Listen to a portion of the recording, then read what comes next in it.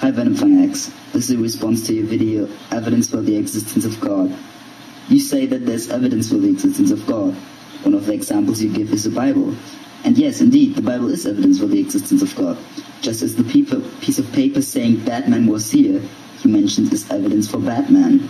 But Sean, would you really believe Batman was there if you found a note like that? No, of course you wouldn't. Because it needs more evidence than that to justify ridiculous belief like the one in Batman. Just as that, it also needs more evidence than a very old book that you would know to be full of nonsense if you weren't completely ignorant of science.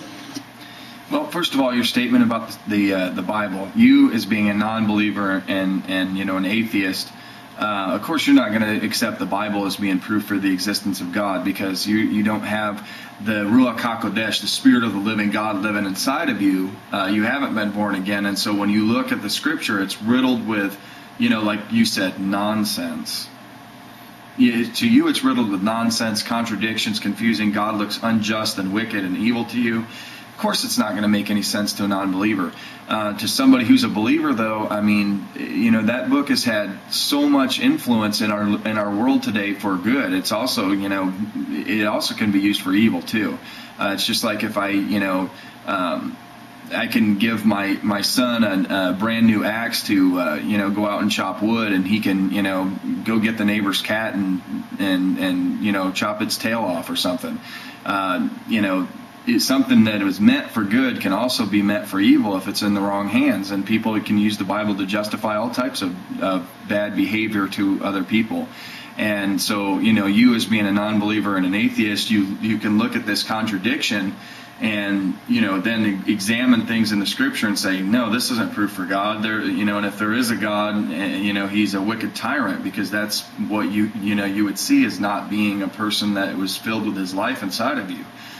But for me, it is the most awesome book and full of more wisdom than I could ever imagined or hope for when I first became a believer, and I had never dawned or opened the pages of it. And it's literally transformed my life and my family's life. To justify ridiculous belief as the one in a magic super being that created everything out of nothing. And I like how you use the language you use, a magic super being that created everything out of nothing, but yet you as an atheist believe that nothing exploded billions of years ago and created everything on this planet, and that somehow is really, really makes a lot of scientific sense when belief in an intelligent being with greater technology than we really could possibly understand. I mean, let me give you an example of that. You take somebody from the 1400s and you put them in a time machine and you bring them to today's date, and you sit them down in front of the computer system, like I've got a Dell XPS here, brand new computer system. You sit them down in front of this and show him some of the things that this baby can do, and he's going to think you're a magician, and that's something that atheists love. I mean, it's science is going to save the planet. Well, I don't think so. Hiroshima and Nagasaki, that was done by science. So, science saving the planet, there has to be restrictions in science. Otherwise, it will destroy the planet. But God, instead of saying being a super being with a magic wand, or however you try to say it to elicit a emotional response, why don't you explain it like, in a more scientific manner? This being that we can't possibly comprehend as being created by has greater technology than we have seen or experienced. Just like taking someone from the 1400s and bringing them to today's date, the things they would see would blow their mind away. And God's technology is so far afield and advanced than anything man has ever seen or experienced, and that he can create like a small insect that can hang onto your window going 70 miles an hour. And imagine trying to do that with an invention, to the specs and all the things that would entail. And that's just the smallest of God's creation. And oh, you're from Germany. Actually, why don't you try the science experiment for me? Get like a ladybug, put it on the side of your car, and go down the Autobahn going like 120, 130, or however fast you can go, because I'd like to see if that bug can hold on, because I can only do 70 here without getting pulled over. But if I was on the Autobahn, now that would be a worthwhile scientific experiment.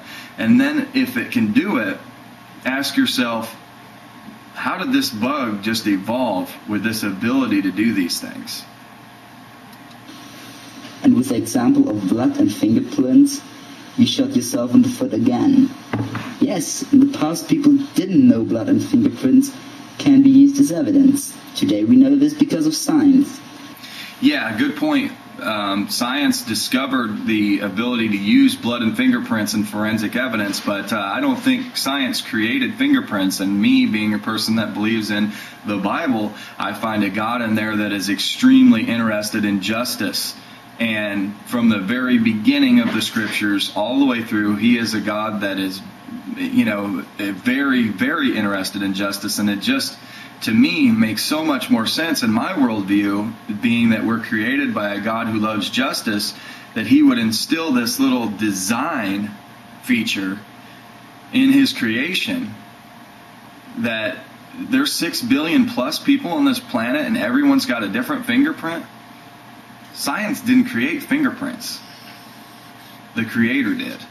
And he's a creator who believes in justice. But just like that, people in the past thought animals could be used as evidence for God. But today we know it isn't because of science, or namely evolution. And by the way, Sean, I don't hate you. I hate your ideas. Evolution's not science. It doesn't matter how many times you want to say it is. It's not science. It's a theory. I can't sit here and prove scientifically my belief in a higher being with greater intelligence and technology created the planet we're living on, just like you can't explain or prove that we came from an explosion billions of years ago and rain on the rocks and a prehistoric soup that all living beings emerged from. Of course, that's a simplified view of what you believe. I don't hate you either.